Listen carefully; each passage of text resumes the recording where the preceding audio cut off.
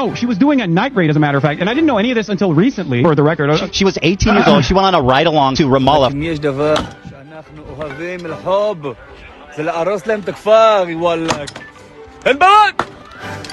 For some kind of fucking mission. She stayed in the car, and then they went back, and that's all that happened. I walked with them to one house. Okay. I did get out of the car once, but surrounded with them. So. Okay. Did they arrest anyone that night? They did. Did they bring it in the same car with you? No. Oh. There's a few cars going. Damn, that's crazy. Was it like? How did you feel? Was it horrifying? The soldiers just walk into the house and look through their shit. A large number of Israeli forces raided. Did Hila not volunteer to go to the West Bank on a raid because she was bored? In Ramallah. Yeah, she's 18. It's understandable. Is Ramallah a part of Israeli territory? I mean, it's complicated, right?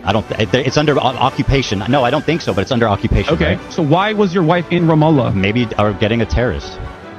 You're excusing people being burned alive and kids being murdered. You're saying Israel does that on the daily. So are you in favor of an Iraqi terrorist cell? She sat in the car. It's not complicated. She sat in the car and didn't even leave it. I did get out of the car once. You don't understand. She is illegally there. Okay. She is not supposed to be there. It does not matter. Her and her entire brigade was not supposed to be there. I have a dream. So there's a case to say that the YouTubers we grew up with weren't always the best, right? What are some YouTubers y'all grew up with? I grew up with iDubbbz. I grew up with PewDiePie. I grew up with like Filthy Frank. A lot of these commentary content creators adjacent, to, I guess, a sphere of public discourse. Nah, I'm not showing my age like that. Someone said I didn't get into YouTube until Peekaboo said I live in an area of NorCal with a lot of meth heads, people addicted to stimulants. Like every single person I've asked, many of them ex-addicts or other social workers, think Ethan's on. I have a dream. I'm trying to learn like a bit more like Métis greetings, and I don't know if it's Tansé. I have a. Am I doing that? Someone said now even LeftTube has become genocidally silent. I want to get into that, but at first we got to get into the meats of a lot of these issues before we delve into a more broader discourse. Someone said we grew up with the same content creators. Yeah, I grew up with Tobuscus and now I'm trans. Wow, you picked the good option. You picked the good option, didn't you? Some of those Minecraft YouTubers, I don't know what's happening to them right now, but it's nice. It's nice that a couple of them have remained in the public zeitgeist. But essentially, y'all know the commentary creators we grew up with because we all grew up around the same age range. I'm 25, and I've been, you know what I'm saying, like 10 years ago when I was 15, watching Ethan and watching H3H3, watching iDubbbz, you know what I mean? And before we start, y'all have to understand the ethos of YouTube was very different at the time. People like Ethan, iDubbbz, Filthy Frank, Leafy, and Keemstar were the epicenter of internet commentary. And because of that, we got to get into an ethos of reality where lol cows became a thing, right? For the people not chronically online, lol cows were basically caricatures for people to dunk on. The commentary creators at this time used a perception of a creator's look / appearance or cringiness in order to reap rewards from an algorithm, right? And at the height of the lol cow dunking era, H3 and iDubbbz wielded almost all of commentary YouTube. H3's pull was so big, he got creators ousted off the platform for talking to him you like a certain way, you know what I mean, then was applauded for it even while he was like yelling the n-word. Like you could literally search up H3. Let's actually test this theory. Let's test this theory. Is there a H3 n-word compilation? This is a lot of things I'm gonna go over in the H3 n-word compilation. I'm pretty sure there is. There has to be. Dudes, you see what I mean? Like, 8 minutes long. Me, I've already said the N-word. You can't take me down. Wonderful. It's just a wonderful string of words. That like, really bro was just saying it for a while. Bro was just saying it for a while here, right? And there's a counter here. Like, 6. How I do that counter? Oh, God. Okay, anyways. In terms of Ethan, he just didn't really make the best online content, right? Someone said Shane has probably gotten his removed. Yeah, a lot of creators back then transfer a little bit more tone deaf when we're talking about leftism in the modern zeitgeist. Someone said Leafy no chin. Oh my God. I have a dream. Someone said I'm so sorry, free Palestine. Yeah, free Palestine. Yeah, but essentially what we're getting into here is when we start talking about you know, the caricatures of an algorithm and who people were dunking on, there's very real context, very real world effects to that caricature that Ethan and iDubbbz and all these commentary creators created that gave them a palpable access to, you know, a reward system from the algorithm. Like, you find a blue-haired leftist, you title it that, you get views, you get clicks, you know what I'm saying? However, these statements directly impacted creators across the platform and in real life discourse. And one of these biggest ones was Gamergate, right? Gamergate was an online movement that began because a man wanted to punish his ex-girlfriend, right? As a lol cow. And let me pull this up so I don't give y'all any bad information. We love reading here. We love reading here. We love reading here. I had a dream. Chat logs show how 4chan users created Gamergate controversy. A set of IRC logs released Sunday appear to show that a handful of 4chan users were ultimately behind Gamergate, the supposedly grassroots movement aimed at exposing ethical lapses in gaming journalism. The log shows a small group of users orchestrating a hashtag campaign to perpetuate misogynistic attacks by wrapping them in a debate about ethics in gaming journalism, right? And because basically this space was so charged up with people yelling the N-word, people yelling degradations, people accustomed to the aspect of marginalized people just being attacked for their appearance, it became very digestible and very palatable for them to continue this content onto certain victims that they started targeting, right? One of these people was Zoe Quinn. And it says here, Zoe Quinn, a game developer who designed Depression Quest. The post was a lengthy diatribe filled with details about Quinn's alleged relationships with men, including a trust with a gaming journalist who works for Kotaku. Anonymous users on Reddit and 4chan spun this material into a story about how Quinn allegedly slept with multiple gaming journalists in return for coverage. Though the allegations... Wow, I actually scrolled way too hard. Though the allegations did not support such a claim, the journalist in question had quoted Quinn once, months before they dated. He never wrote about her or her development efforts again. So essentially, it's important to understand... Let me move back to here. So it's important to understand the ethos of Gamergate and that society of commentary in extends to the material harm they created for the optics of marginalized people. You know what I'm saying? Us as commentary creators, when I come on and talk about a topic, I have a bit of, you know what I mean, like obligation to you to protect marginalized images. It's essentially, you know what I mean, to, I guess, be on the right side of history in certain discourses. But over there, that same obligation just didn't really exist in that era. You know what I mean? So as we're moving forward into a 2025 ethos, I guess you could say, of socialism or leftism or online discourse, things have changed. We're not as desensitized to the nature of this commentary on the theater of the public, right? But that nature made it easy to shoehorn people like Zoe Quinn and many others into popular controversy as an algorithmic siphoning tool, right? At the same time, people like Ben Shapiro were making these type of dunking videos, right? Which led these millions of viewers to correlate the spheres of content and overall perceive the Gamergate era with H3 and all them and PewDiePie and all them the same as Ben Shapiro, right? Ben Shapiro was literally on a content cop, right? Like this is a very well documented thing in our day and age. And this contributed to a rise of like an anti-left or anti-blue haired SJW.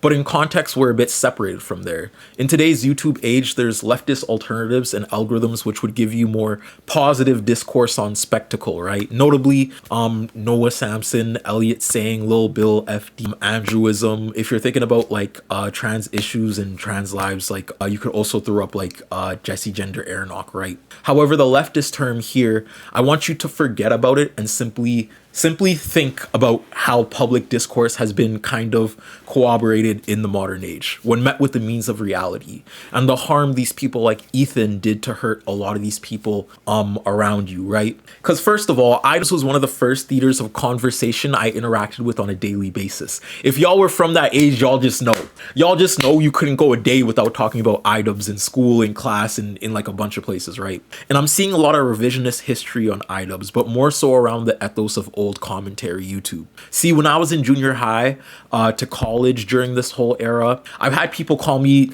like nigga faggot. You know what I mean? Like the N word, the F word, boom, boom, created by, that slur was created by iDubbbz. All because of this video, right? Because iDubbbz said it was okay to use that term. I've seen edgy white boys make Ugandan knuckles jokes about me and celebrate our difference jokes on top of Ebola jokes, you know what I mean? And I would have tons of people quoting his horrible statements to me, you know? I didn't know a person who like wasn't subscribed to iDubbbz or H3 or one of these very popular YouTubers, so it was very hard to get away from. Like the Rice Gum diss track legitimately ended like 4 friendships at my school when iDubbbz dropped it. I promise you that. But all this to say, iDubbbz was a really big influence on the internet. And that influence, though, was through his edgy content. And he would pioneer and raise a whole generation of white boys to be just as horrible as he is, right? But we're not in 2016, we're in 2025. And the context of online politics and what these people have done is changing. You know, it's changing. See, the right-wing commentary sphere could act in secrecy in terms of popular influence because no one really cared about online spaces. But now people are looking to the more informed people about the realities around them, right? Because of creators like Hassan and you know, Sean DeBlack and like Froggen even popping up notably on Twitch. So what is a leftist creator in 2025? That's my question. To everyone here, what is a leftist creator in 2025? That's the question. I have a dream. That's the $1 million question. Someone said I experienced so much abuse in school because of iDubbbz. Yup. Dre said, what up? What up, Dre? Nice to see you. Oh, Positive. It's nice to see you. Positive made my Minecraft skin. Positive made my Minecraft skin, and thank God for Positive. Thank you for still being here. Insomniac said I was sadly subbed to PewDiePie, but thankfully I managed to avoid iDubbbz and H3 entirely. Metalis the introvert said me. Peep Talis the introvert stuff then. Your Vagely said Unk signifier. That's my Unk too. That's my Unk. I have a dream. That's my Unk. I love FD never miss with me. He never miss with me. You know what I'm saying? I am very much a part of Cornbread standing strong. But people said BreadTube. That conversation is very much shifting. I was hoping someone would say BreadTube because that conversation is very much shifting too, in a sense of ingrained politic. You know what I mean? Like, if we're talking about the aspects of material reality and the ways, I guess, the globalization of white nationalism is rising to the forefront in 2025 in tandem with the context of content creators, right? Then people like Hassan have been integral to documenting the encampments, the riots, and contextual issues related to the aspects of social reasoning we see today, right? I don't want to hop on anybody like cock and balls, honestly, and I don't want to become an orbiter, but to say Hassan is not a big influence or a focal influence of leftism, you'd be lying. And Ethan, well, he's been going on a little bit of a tirade, right? And I hate the waves of effects iDubbbz has done, but like I said, we have to realize we're moving into a very new sphere of leftist politics in line with our generation's version of the Holocaust, right? We're not in 2016 anymore. Now, instead of lol cows, people like Ethan are talking about like real life issues which will land in history books, right? Dunking on people who are putting voices to real life issues which will land in history books, right? So first of all, if anybody's scared right now, we're talking about this, if anybody is scared wait, that's the wrong one. If anybody is scared right now, if anybody feels like they can't talk about this shit right now, I want you to leave that in the motherfucking door. I want you to leave that fear at the door when you hear. I'm sorry, leave that fear at the door. Because we not scared right now. I need everyone to get the fuck up right now. See, I've been done being scared for a while. I've been doing a lot of organizing in person, seeing people. My heart has been filled with hope lately, you know what I'm saying? But right now there's a question bubbling to the forefront in a public zeitgeist, and that's what is a leftist? Can anyone define what a leftist is in this day and age, right? I need somebody to define what a leftist is in this day and age. Positive said I struggle completely cutting off those with weird politics or vibes, especially if they're young, because I don't want to get all riled up by the internet and lose focus on the goal is to help people. Yeah.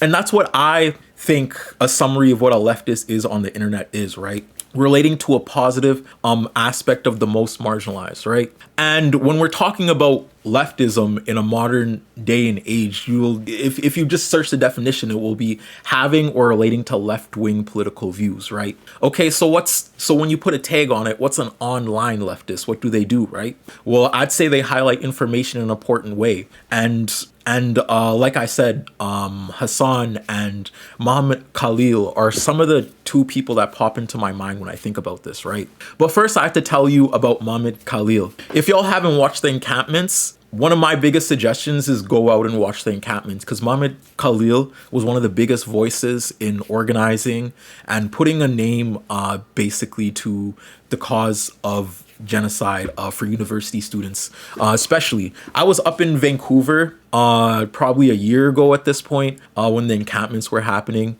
And from when I was there, what I discerned was the encampments was a strategy to combat the aspects of genocide through tangible action, right?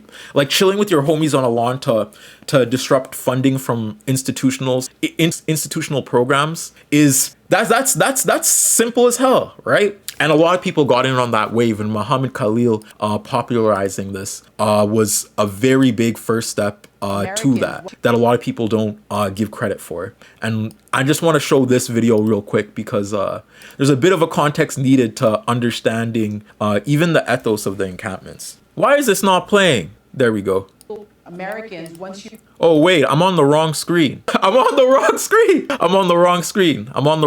Especially if you have a green card, you are a permanent legal resident of the United States, which means that you have the constitutional protections that every American citizen has. And that includes free speech, and it certainly includes due process from being disappeared. And so I want to just point out that on March 8th, legal permanent resident who has a green card, his name's Mahmoud Khalil, was taken from Columbia University housing. His pregnant wife is due next month. Plainclothes men in New York grabbed him, put him into an unmarked car, then moved him to Jersey, which is something that is done in authoritarian governments, then moved him to Louisiana, which is one of the worst detention centers that we know of in this country. He has said there's a letter that everyone I hope reads. He calls himself a political prisoner. I believe that he is. He did that, wrote that March 18th, 25. And what is so shocking to me is that this could happen to someone who is a permanent legal resident with a green card, with an American wife, about to have an American child. So this is the age of politics we're in, right? White nationalism has kind of stripped and neutered a lot of our discourse or a lot of our biggest voices because Muhammad Khalil, by proxy, when he popped out those encampments struck a nerve with students across the globe. Like you saw encampments in Europe, you saw encampments in Italy, in England, in France, you saw encampments in Asia countries, you saw encampments in North American countries like Canada, all across America, like everywhere. You saw encampments everywhere from people, right? People really felt this. And Muhammad Khalil, I'm not going to put this on Muhammad Khalil because there was way more people a part of this, right? The encampments was all of us. If you were there at the encampment and you feel away, you have an obligation to feel away. And I want to say, as a content creator and video essayist, like, we are supposed to facilitate spaces like this. And Muhammad Khalil went above and beyond his position. Big props to him for starting that major wave, right? But what happened was he became a political figure to the new, regime that we have in America and the new conversation of white nationalism as a whole. Muhammad Khalil practically became the lol cow of white nationalist America, with Donald Trump transferring him to ICE facility after ICE facility, even though he has a green card, even though he's very much in all sense of the word legal. He was detained, right, for about a year before he was released, right? That's atrocious. That should not happen to anyone that hops on and voices an aspect of revelation to this genocide, especially someone that explodes it to an online zeitgeist, explodes it to a public that has been fed Zionist lies for so long that they need something like this. They need a public spectacle like this. And Muhammad Khalil very much facilitated that. And one thing about Hassan that I will applaud is Hassan is going to do an interview with Muhammad Khalil, right? Let me pull this up. So I make this. Let me pull this up. First, I need to pull up like the data surrounding around the U.S. colleges' ties to Israel, because y'all kind of had to understand this too and why the encampments were happening, right? It says here, student protests across the United States are targeting financial ties between universities and Israel, but information about these links isn't clear cut, Al Jazeera explains, right? Muhammad Khalil's kind of surgeons started at Columbia University, which is also a university that is being attacked and put at the forefront of a lot of Trump's vocal and media attacks because they have been so vocal about Palestine. This is because of a new wave of Islamophobia that kind of puts everything else under a radar, you know what I mean, in favor for a white nationalist point of view. The U.S. Education Department requires colleges to report gifts and contracts from foreign sources, but a lot of underreporting takes place, with institutions dodging reported requirements by steering money through separate foundations that work on their behalf, right? One of the big universities that does that here is like Concordia in Canada, if y'all know, and like a whole bunch of other universities too. Like we had encampments in the U of A, Concordia, like a bunch of other places. But yeah, according to Educational Department database, about 100 U.S. post-secondary schools have reported gifts or contracts from Israel, totaling $375 million over the past 2 decades. As one example, some student protesters allege the Massachusetts Institute of Technology has accepted more than $11 million from Israel's defense military over the past decade to work on projects related to drone navigation and missile systems. And as we're talking about the way Israel uses basically their insurance bonds and the way they kind of put a lot of this money over there, you know what I mean, directly from the pockets of us citizens, right? It's said that the average citizen contributes $25 to Israel per year. But when it goes deeper than that, when we talk about things like retirement pensions and everything, your retirement pension is very much funding the state of Israel if you're in the US. And right, like your things like your savings plan is very much funding the state of the US. So it's important to have people like Muhammad Khalil point this shit out, to point out the institutional underlying backings behind the genocide currently happening. People like Hassan hopping on and putting out their issues. People like Noah Samson, I know, have been doing real good work doing that. So the material causes of these actions had global effects, right? Everyone was all in on this. And I can say that as somebody who's also there. Hassan, in adjacency to platforming people like Mahmoud to clearly state what's happening, is a godsend, because all across the countries, other figures in opposition are trying to tell us like this genocide is complex in ways it's not, in Zionist ways, right? Where I live, there was this showing of a movie called October 10, which sold out, right? And a bunch of people showed up to protest it. But this is the message we got back. I'm going to read it to you.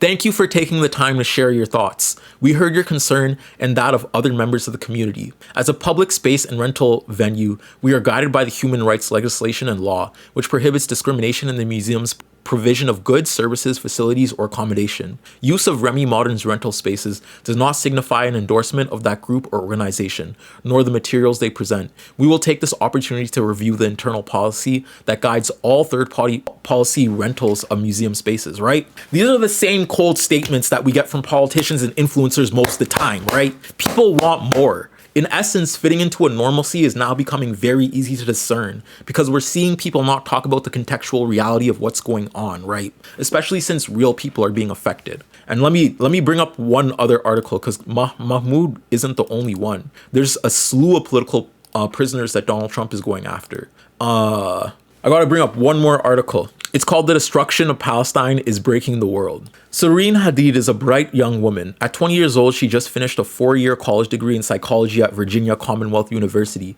in only 3 years earning the highest honors along the way. Yet despite her accomplishments, she still can't graduate. Her diploma is being withheld by the university. Not because I didn't complete the requirements, she told me, but because I stood up for Palestinian life. Hadid, who is a Palestinian American, has been raising awareness on her campus about the Palestinian fight for freedom as part of her university's chapter of Students for Justice in Palestine. The struggle is also personal for her. With roots in Gaza, she lost more than 200 members of her extended family to Israel's war. She was a part of the group of VCU students and supporters who attempted to set up an encampment in 2024. The university called in the same police that night. Protesters were pepper sprayed and brutalized, and 13 were arrested, right? How are we forgetting the fact that the United States of America sent people down to violently stop these protests? You know what I mean? They sent people down to violently stop those Colombian protests, to violently stop those Florida protests, to violently stop these other protests. And we haven't heard a peep from leftists online. Like, we haven't heard of, like, how are so many people getting active? How are so many people at the forefront? And we can't talk about this? You know what I'm saying? And this is what I'm talking about, the paralysis of online. Somebody said very earlier, BreadTube also was feeding into this sort of paralysis of thought against in the fascist tides of white nationalism, right? Centering Islamic people and Muslim people and brown people in general, people at the forefront of these causes, right, isn't needed because at the end of the day, millions of those lives across the peninsula of the curated Middle East is literally at stake. Right? And the IDF is not just attacking people in the Middle East. If people say whataboutism and say, what about the Congo? What about Rwanda? What about Sudan? The IDF is helping that too. The IDF is helping that too. So when the IDF essentially stops its extraction campaign on the world will start healing.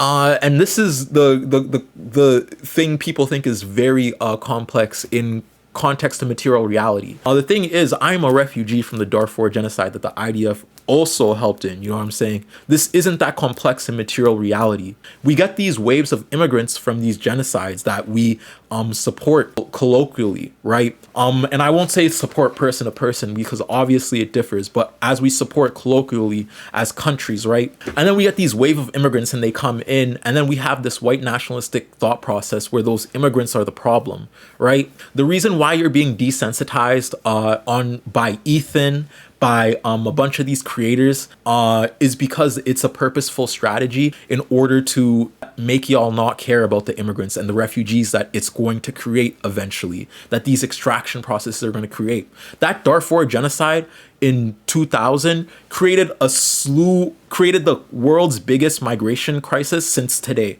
I mean, now it's topped by today, but at the time it was the world's biggest migration crisis with Sudanese people. And now all of Sudanese people like me are spread across the world, right? And now we're placed in extents to North American society and being judged for not being in the country for 3 lineages down, for 2 lineages down. Right? And we're being attacked systematically by the government because we're from those areas. The thing is, if you're too scared to speak up about this, just know there's real world people around you affected by this, and you're doing a great disservice by not centering them, right? And these are just 2 examples of political prisoners attacked because of their organizing. Essentially, the lolcow leftists in today's day and age are being harassed for their views, and one of them who's been around since the commentary era is iDubbbz. And this is a very perplexing situation for me, right? iDubbbz is now using his platform as an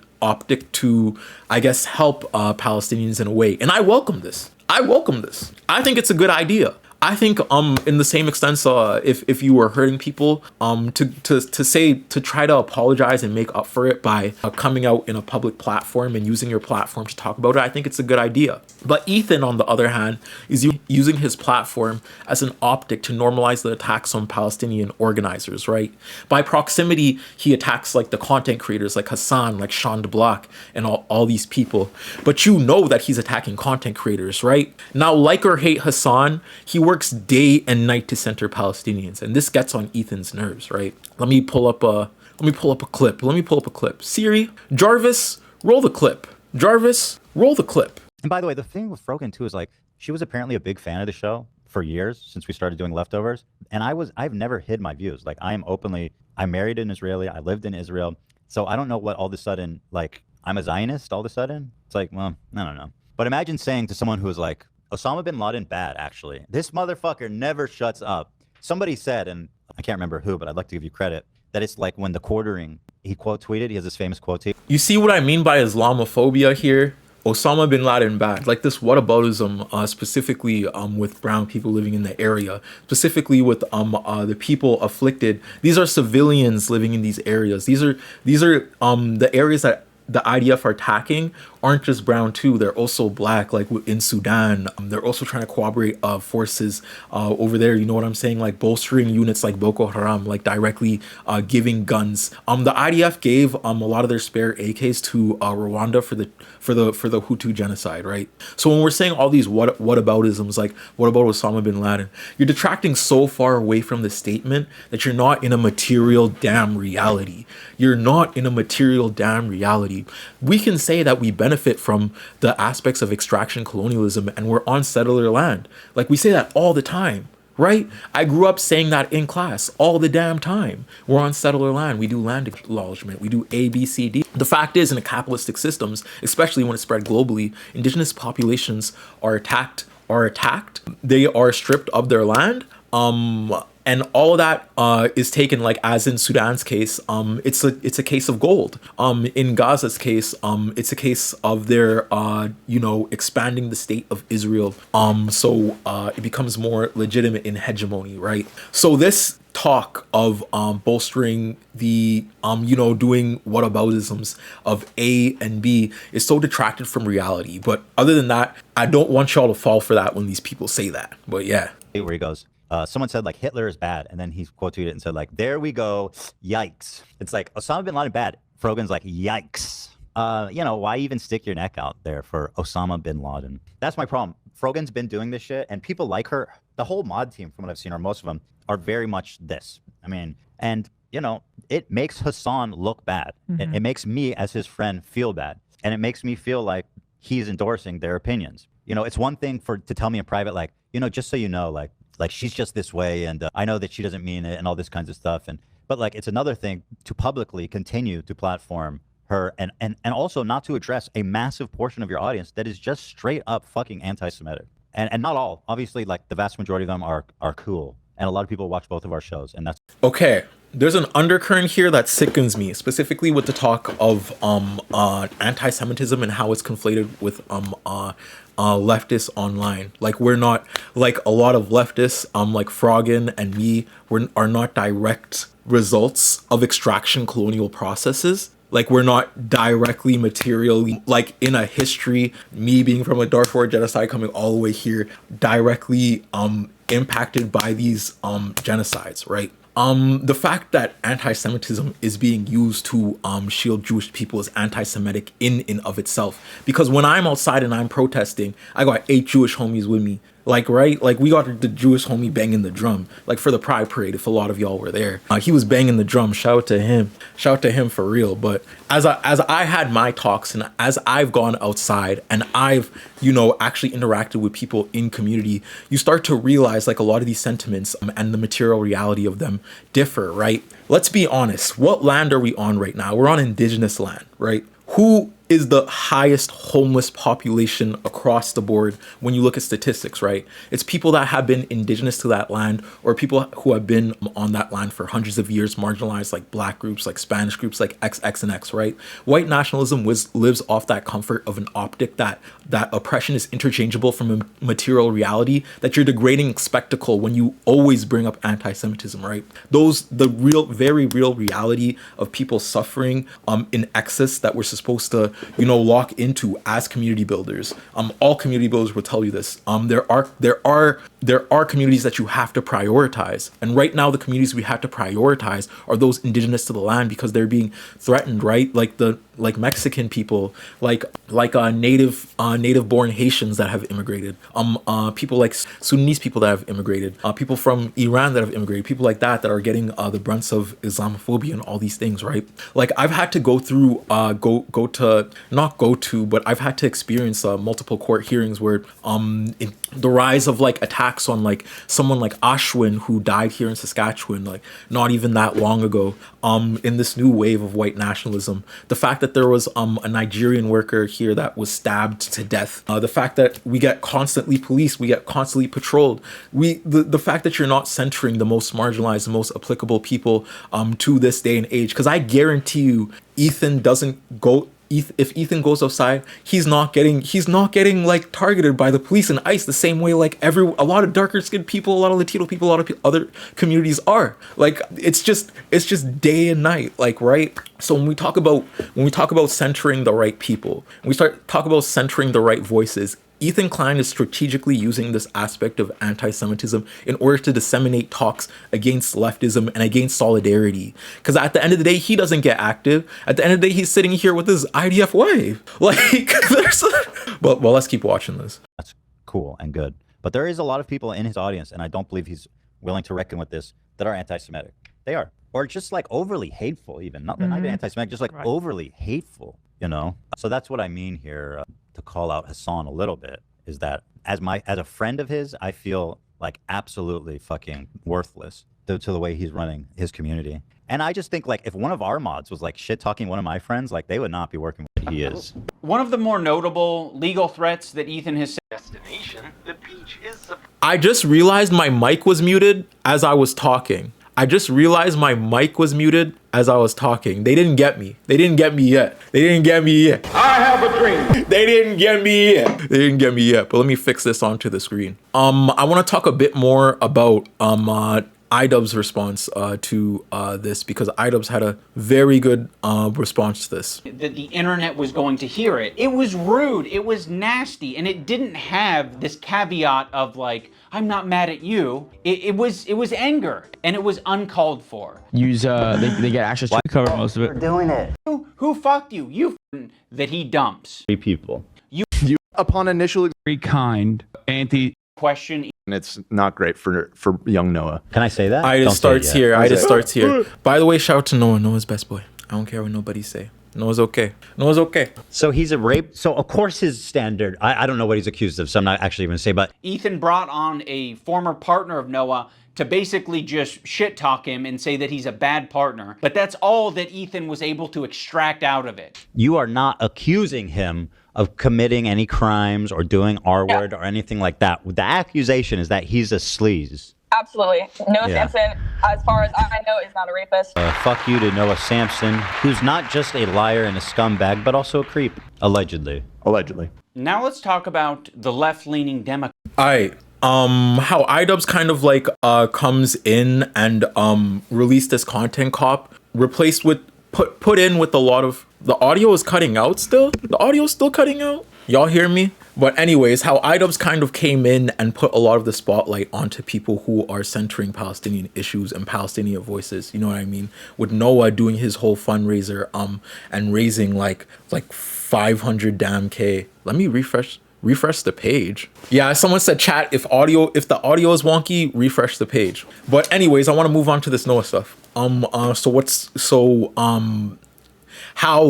H3 has been attacking Noah, Hassan and a bunch of these other video essayists and streamers in proximity to Hassan, right? And creating this narrative of degradation on people is disgusting to me. And I think it should be highlighted because people like Noah have stepped very far outside of their comfort zone. They haven't done videos about geopolitical issues like Palestine, but have gone and talked to people that are directly affected in the Palestinian situation, have centered people in Palestine that have had to get their GoFundMe's hit. I know Ahmed Sarsor, the person that was on here, like on this channel, about 6 months ago, you know what I'm saying, talking with me, relating with me, trying to hit his goal, and then eventually hitting his goal, found another hope in Noah Samson's stream when Ahmed like went over to Noah and talked to Noah, right? This is like, Noah is a very open person, and Noah behind the scenes cares a lot about this cause, even to a fault, I would say, like to a point where like a dude is very like killing himself over just getting things right, and a bunch of the people around him are real good in extents to educational content around that.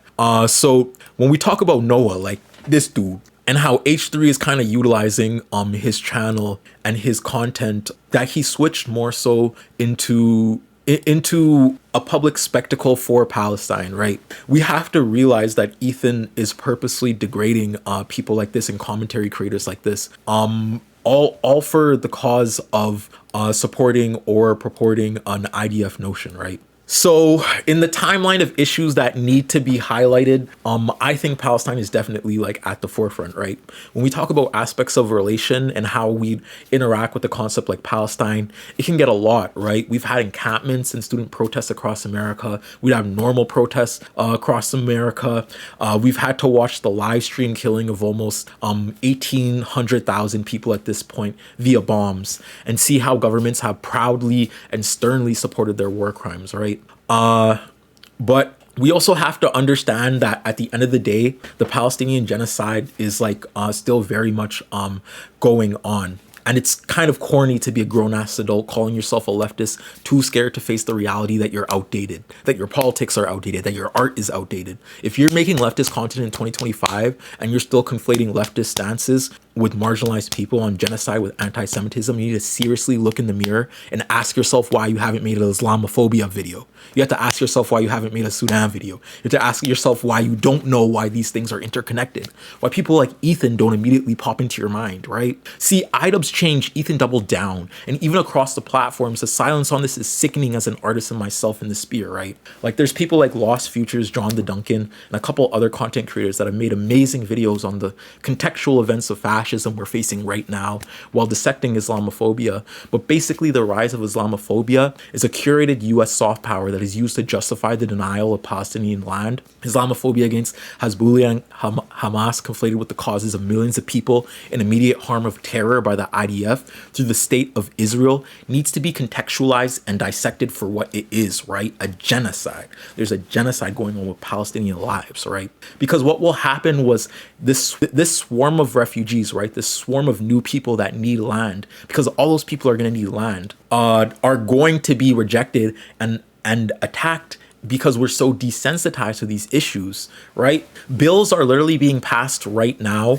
so refugees and immigrants can't get citizenships as easily, and they're being detained in detention camps. This new age of nationalism has curated the fear of replacement to such a degree, you'll see it all in comments and all in algorithms, right? So these fathamizations of white nationalism that white people as settlers in lands like North America, South America, and Europe are being propped up, and by proximity, Islamophobia is too. So this soft power that Europe and America has on the rest of the world, being white identity, is the narrative that they want to paint, right? I shout out IDubbbz, Noah Samson, Hassan, and a number of other creators that are needed because contextually they deny that reality. Like in 10 years from now, there's going to be migrants of the Palestinian genocide. There's going to be migrants from the new Sudanese genocide, from the Congolese genocide, right? Something that the IDF actively and the state of Israel actively participates in, right? All those immigrants are going to be met with a material reality in North America where no one knows what they went through and are conditioned not to even care about their struggles, right? And this is kind of my last statement to video essayists and commentary creators and adjacent spheres, right? If you want to repeat the mistakes of your white ancestors and get this wrong in conflation, do it. But you have to realize this genocide is being weaponized on black and brown countries by the way of degradation to the idea of white nationalism. And not focusing on that will be a grave mistake when someone asks you about Palestinian suffering, Sudanese suffering, Congolese suffering, and you're not able to correlate it all in a hegemonic sense, right? Essentially, you're useless in this new age of leftism without a pragmatic thought process around how your country is proliferating genocide. You know what I mean? Like you kind of need that backing. You need that backing. But anyways, that was my live stream. That was all I had to discuss today. I'm gonna take a couple questions before I hop off. I had a lot of people come on and say hello and start talking in the chat. So thank you so much. The chat was moving so fast. Sometimes I was reading it, I was like, what should I be reading? Isabella said they need to start doing video essays in pre-dom white educational institutions. Yep, there has to be an essence to the video essay that correlates with the material reality that helps indigenous people on those lands. Palestinian people, in essence, are those indigenous people in those lands. Like a bunch of those people are the indigenous people in those lands. Mohammed Sarsour was talking to me, and there's a whole bunch of Jewish people in there and all that. But at the end of the day, the weaponization and optic of Islamophobia, right? The weaponization of an optic in Islamophobia is being weaponized. There may be degrees of nationalities, because a lot of Sudanese people don't even call ourselves Islamic, right? Just because we damn speak Arabic by Western countries, we're being deemed as Islamic. You know what I mean? This optic of Islam and this optic of anti-brownness, I need y'all to very much consider how y'all view and how y'all contextualize it in a setting, in a material setting, how you contextualize it with video essayists, how you contextualize it with commentary creators, how you contextualize it with the conversations of everything happening in a very real day-to-day setting. Because like I said, 10 years from now, 20 years from now, I mean, even a year from now, even a year ago, a lot of statements made about October 7th have aged so terribly, like bad, like old milk, like IDF statements and everything that were leaked to just be false and fabricated and everything. You know what I mean? So when you're leaning on people, lean on community, lean on people that do know and do have the knowledge behind these resources. I recommend Lost Futures. I recommend Noah Samson. I recommend keeping in touch in tandem with people like Wizard Bassan in Palestine. I recommend like just sticking with if you really fear the aspects of anti-Semitism, what I did was I went out and I talked to the Jewish people in my community, like the Jewish people in my protests, right? Like the drummer over there, we have coffee and talk about it in conflation, you know what I mean? And talk about it with real people, not people that weaponize identity, because we're not weaponizing identity here. We can't weaponize identity. That's what they do to stop us. That's what they do to petrify us into a stillness. We can't weaponize identity. What we have to do is we have to use identity and our means of marginalization to build with each other, right? That's essentially what intersectionality is. Intersectionality hasn't come from an idea of white nationality coming together to form a normalcy of colonialist extraction. It came to fight against it. You know what I mean? It came to fight against it. So with Ethan's genocidal crash out, I need y'all to remember this. And that's it. It was nice to see y'all. I'll catch y'all.